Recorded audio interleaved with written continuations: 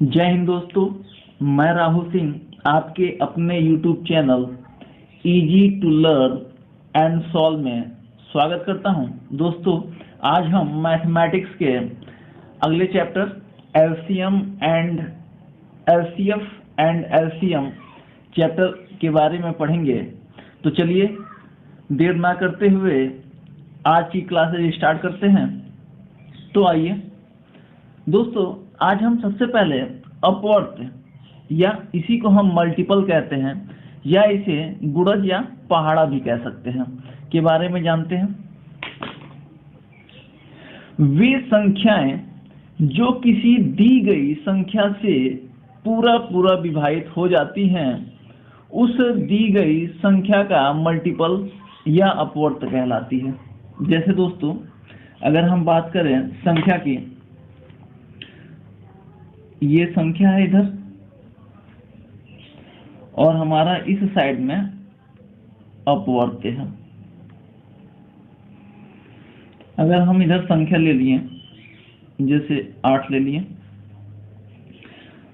तो इधर इसका अपवर्त 8, 16, 24, 32, 40, 48 और ऐसे ही आगे बढ़ता जाएगा।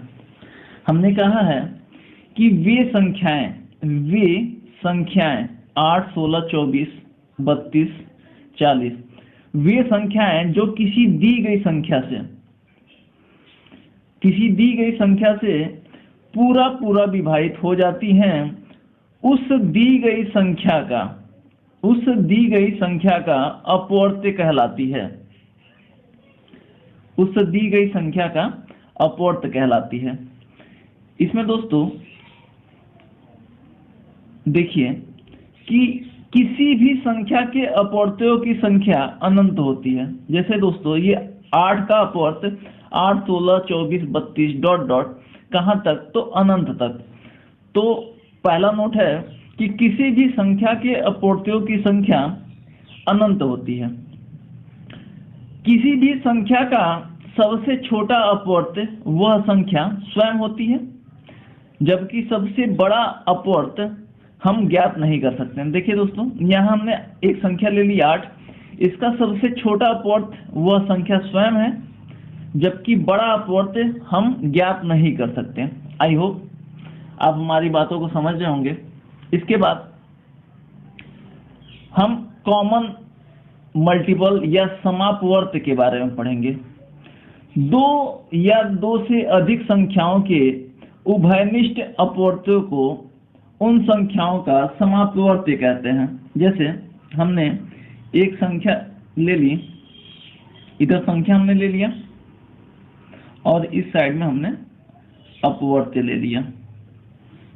हमने एक संख्या ले ली 12 और इधर 12 का अपवर्त 12, 24, 36, 48, 60, 72 और ऐसे ही आगे। अब हमने 8 का अपवर्त ले लिया, 8, 16, 24, 32, 40, 48,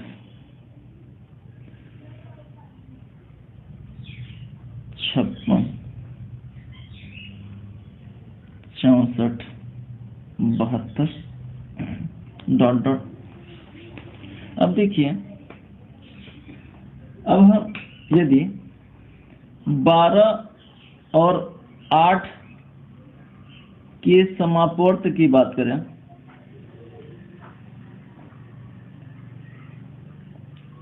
तो ये क्या होगा,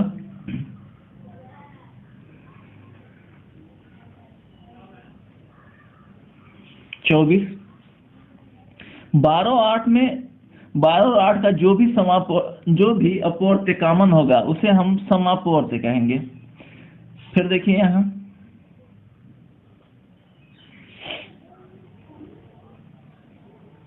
48, फिर देखिए 72,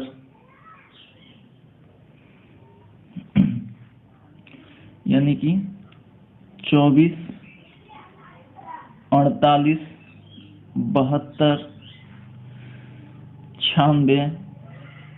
96 ... तो आपने देखा कि समापवर्त किसे कहते हैं? दो या दो से अधिक संख्याओं के उभयनिष्ठ अपवर्तों को उन संख्याओं का समापवर्त कहते हैं। जैसे 12 और 8 का उभयनिष्ठ अपवर्त्य 24, 48 और 72 है, तो 12 और 8 के समापवर्त 24, 48, 72, 96 ... आगे भी ऐसे ही बढ़ते जाएंगे।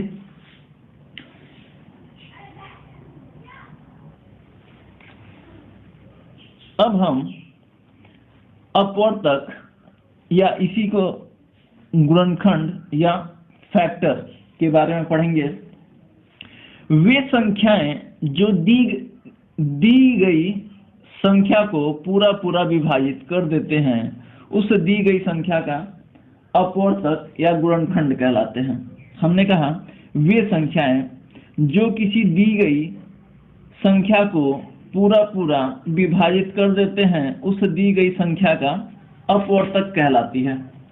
जैसे हमने इधर संख्या लिख लिया और इस साइड में हमने अपवर्तक लिख लिया। हमने एक संख्या ले ली 6, तो वे संख्याएं जो दी गई संख्या को पूरा पूरा विभाजित कर दी, तो इस 6 को कौन कौन सी संख्या विभाजित करेगी? 1, 2, 3 और 6। तो वे संख्याएं जो किसी दी गई संख्या को पूरा पूरा विभाजित कर दे, उस दी गई संख्या का अपवर्तक कहलाता है। ठीक है दोस्तों, इसमें हमारा पहला पॉइंट है कि किसी भी संख्या के अपवर्तकों की संख्या निश्चित होती है। यहां देखिए संख्या है और इसके अपवर्तकों की संख्या निश्चित है। आगे, किसी भी संख्या का सबसे छोटा अपवर्तक 1 होता है और सबसे बड़ा अपवर्तक वह संख्या स्वयं होती है। ठीक है, इसके बाद दोस्तों हम समापवर्तक या कॉमन फैक्टर को पढ़ेंगे। 2 या 2 से अधिक संख्याओं के उभयनिष्ठ अपवर्तकों को उन संख्याओं का समापवर्तक कहते हैं। देखिए दोस्तों, इधर हमारा संख्या है और इस साइड में हमारा अपवर्तक है। जैसे हमने 6 को ले लिया, 1, 2, 3 और 6, और इधर हमने 12 ले लिया। 12 1 से विभाजित होगी, 2 से, 3 से, 4 से, 6 से और 12 से। अब देखिए 6 और 12 का समापवर्तक क्या होगा? तो समापवर्तक किसे कहते हैं? 2 या 2 से अधिक संख्याओं के उभयनिष्ठ अपवर्तक। उभयनिष्ठ अपवर्तक क्या है? 1 है, 2 है, 3 है, 6 है, यही है। तो 6 और 12 का समापवर्तक 1, 2, 3 और 6, यही है। तो 2 या 2 से अधिक संख्याओं के उभयनिष्ठ अपवर्तकों को उन संख्याओं का समापवर्तक कहते हैं। तो 6 और 12 का यहाँ अपवर्तक है और 6 और 12 का समापवर्तक जो दोनों में कॉमन है, उनको हमने यहाँ लिख लिया। ठीक है दोस्तों, अब देखिए दोस्तों, अब देखिए जैसे हमने यहाँ 15 को लिख दिया और 15 के इस साइड में हमने अपवर्त्य लिख दिया, जिसे इंग्लिश में मल्टीपल कहते हैं, और इस साइड में हमने अपवर्तक, जिसे इंग्लिश में फैक्टर कहते हैं, इधर लिख दिया।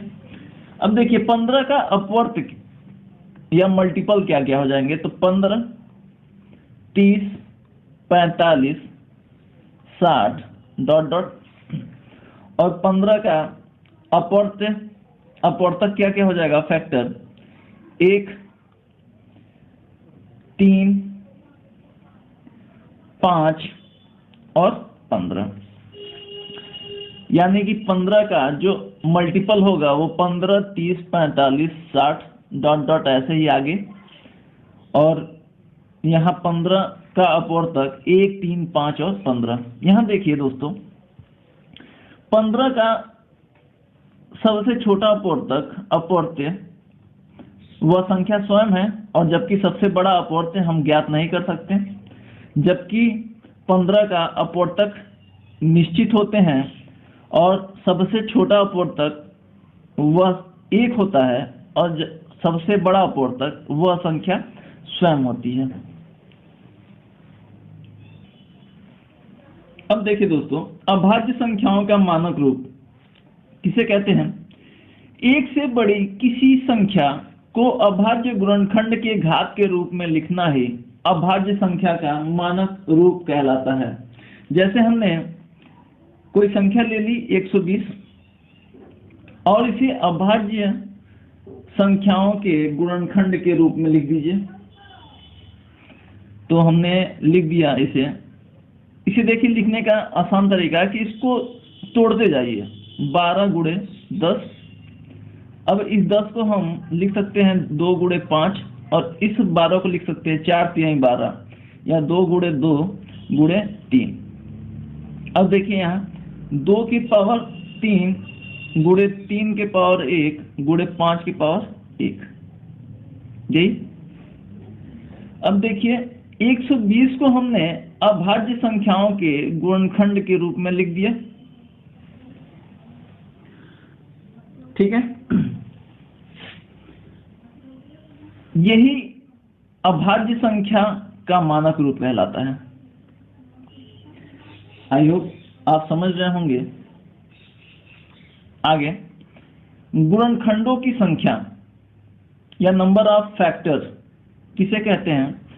माना कोई संख्या n है, इसका अभाज्य संख्याओं का मानक रूप n = a की पावर p इंटू b के पावर q इंटू c के पावर r है। तो n के अभाज्य गुणनखंडों की संख्या या number of prime factor of n =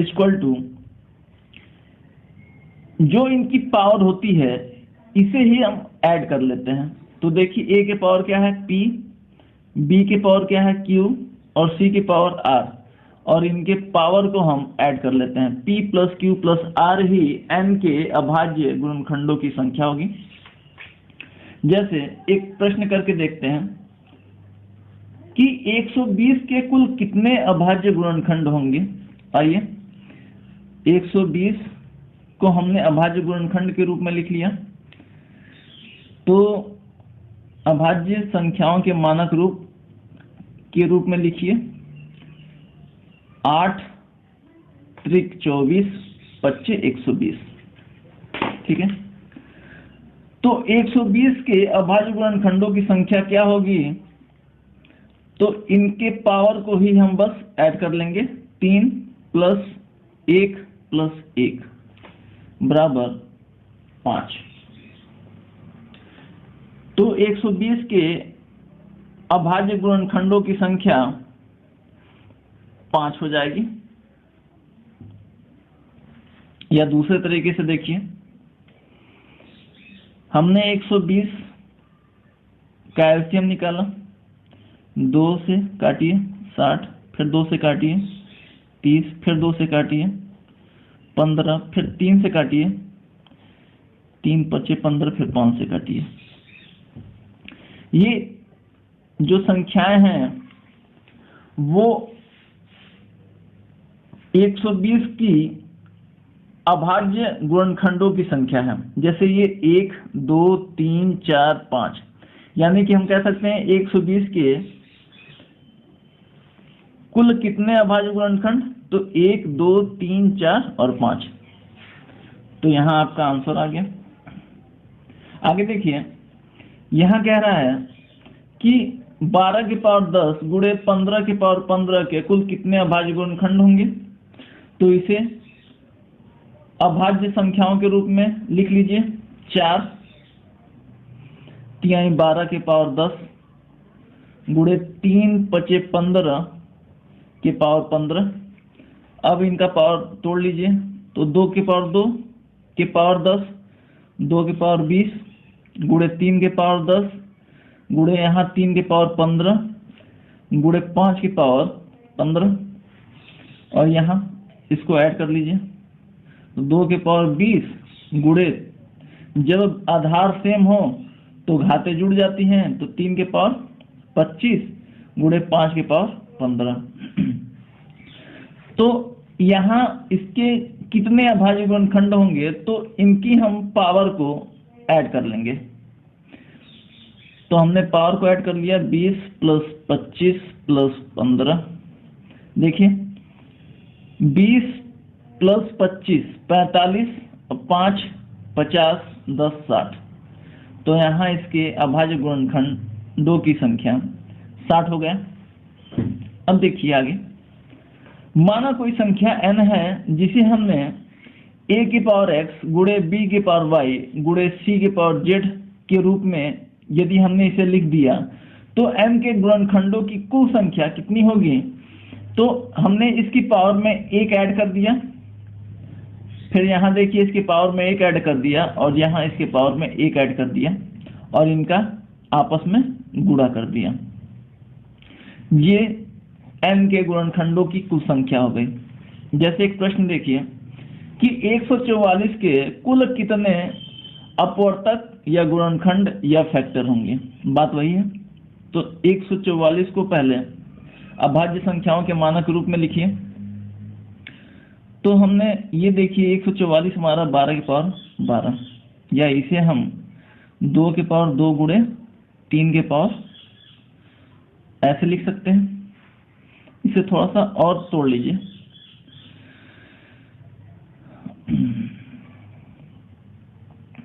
sorry ये 12 की पावर 2 होगा, इसे और तोड़ लीजिए 2 की पावर 4 गुणे 3 की पावर 2। अब देखिए हमने अभाज्य संख्याओं के मानक रूप में हमने 144 को परिवर्तित कर दिया है। अब यहाँ से 144 के कुल गुणनखंडों की संख्या कितनी होगी, तो हम बस पावर में 1 ऐड करते जाएंगे, 4 + 1 5, और यहाँ 2 + 1 3, और इनका आपस में गुणा कर देंगे तो 15। तो हमारे 144 के कुल कितने फैक्टर या गुणनखंड होंगे, तो 15। अगला प्रश्न देखिए 120 के कुल कितने अपवर्तक होंगे। तो सबसे पहले 120 को हम अभाज्य संख्याओं के मानक रूप में परिवर्तित करते हैं। तो इसे हमने परिवर्तित किया 8 3 के 24 25 120। अब हम क्या करेंगे, इनके पावर में 1 ऐड करके लिख देंगे,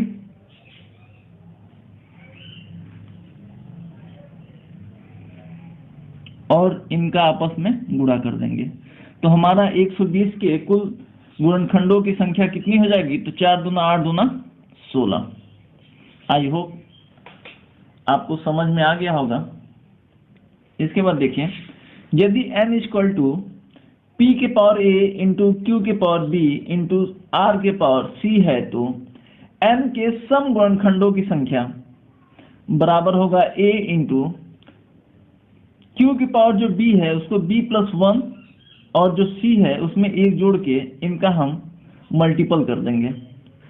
वैसे ही n के विषम गुणनखंडों की संख्या क्या हो जाएगी, तो q की पावर जो b है तो b + 1 इंटू r की पावर जो c है तो c + 1 करके हम इनका मल्टीपल कर देंगे। तो देखिए एक इसी पर हम एक क्वेश्चन करके देखते हैं। जैसे हमने 150 को अभाज्य संख्याओं के मानक रूप में हमने परिवर्तित किया, तो पहले इसको हम लिख के देखते हैं। 15 को हम 3 5 15 गुणे इसको हम 2 25 10, यहाँ हमने लिख लिया 2 गुणे 3 गुणे 5 की पावर 2। ठीक है, हमारा 150 का अभाज्य संख्याओं का मानक रूप आ गया। अब हम 150 का 50 के सम गुणनखंडों की संख्या निकालेंगे। सम गुणनखंडों की संख्या, तो हमने जो 2 की पावर में है उसको हमने लिख लिया 1, फिर 3 के पावर में जो है उसमें हमने 1 ऐड करके लिख लिया, और जो 5 की पावर में है उसको हमने ऐड करके लिख लिया। तो यहाँ देखिए 2 गुणे 3 गुणे 1 बराबर 3 दूना 6, और 150 के विषम गुणनखंडों की संख्या, खंडों की संख्या क्या हो जाएगी? तो हमें ये 2 छोड़ देना है क्योंकि 2 सम है और 3 से हमें स्टार्ट करना है। तो 3 की पावर जो 1 है उसमें 1 ऐड करके लिख लेंगे, फिर 5 की पावर जो 2 है उसमें 1 ऐड करके, 3 दूना के 6। अब देखिए यहाँ सम और विषम गुणनखंडों की संख्या है, यदि हम इसको जोड़ दें तो हमारा 150 के कुल गुणनखंडों की संख्या प्राप्त हो जाएगी। गुणनखंडों की संख्या प्राप्त हो जाएगी। तो यहाँ देखिए सम 6 है और विषम 6 है बराबर 12, या फार्मूले से अगर करें तो देखिए 150 का अभाज्य संख्याओं का मानक रूप क्या है। अब हम क्या करते हैं, कुल गुणनखंडों की संख्या निकालने के लिए पावर में 1 जोड़ते हैं सबके, 1 + 1, यहाँ 1 + 1 और यहाँ 2 + 1, और सबको जोड़ के उसका गुणा कर देते हैं। तो 2 दूना के 4, 3 12। आई होप दोस्तों आज की वीडियो आपको समझ में आ गई होगी। दोस्तों अगर आप हमारे चैनल पर नए हैं तो प्लीज़ इस चैनल को सब्सक्राइब कर दें, और हमारी पढ़ाई गई वीडियो यदि आपको समझ में आ रही है तो प्लीज़ इस चैनल को लाइक शेयर जरूर कर दें। आज के लिए इतना ही, मिलते हैं अगली क्लास में। जय हिंद, जय भारत।